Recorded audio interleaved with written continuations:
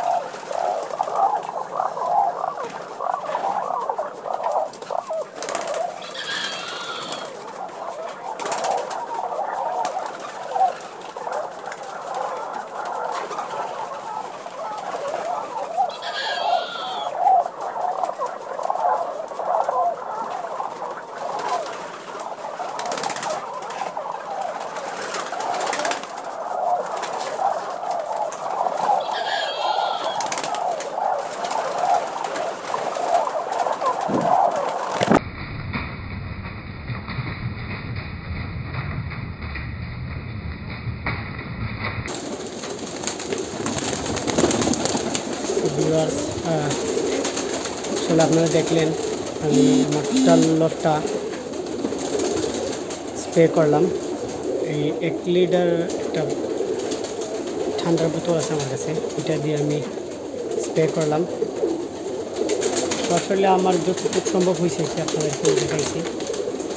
আমি যতটুকু চেষ্টা করছি একদম চিপা চাপা নিচ দিয়া সমস্ত জায়গায় পুরো লফটের মাটিতে 2বার স্প্রে করছি, এবং কালার চিপা চাপা সব দিক দিয়ে আমার স্প্রে তো আপনারা দেখছেন। ওগুলি মিস্টেক হইতে পারে, সমস্যা নেই। আর আসলে আমরাও অতটা অভিজ্ঞ না, যদি ভুলভ্রান্তি হয় আর কি ধরাই দিবেন। আসলে দেখলেন আমাদের লফটটা অনেক বড়। আমি চেষ্টা করছি প্রত্যেকটা লফটের প্রত্যেকটা খাঁচার প্রত্যেকটা রুমে রুমে পৌঁছানোর জন্য, যেন ব্যাকটেরিয়া এবং ভাইরাস না থাকে, যার জন্য আমরা সপ্তাহে 2বার 3বার স্প্রে করে থাকি। আর আমরা আপনাদের সাড়া পেলে অবশ্য ইনশাল্লাহ চেষ্টা করব যে আমাদের সপ্তাহে যে 2টা 3টা স্প্রে করি, প্রত্যেকটা স্প্রে আপনাদের সামনে উপস্থাপনা করা। আর আসলে আমরা এত অভিজ্ঞ না যে আমরা আপনাদেরকে শেখাবো, আপনাদের কাছ থেকে আমরা শিখবো ইনশাআল্লাহ। আপনারা ভুলভ্রান্তি হলে আমাদেরকে বলবেন ইনশাআল্লাহ। তো আজকের মতো এখান থেকে বিদায় নিলাম। আসসালামু আলাইকুম রহমতুল্লাহি ওয়া বারাকাতুহু।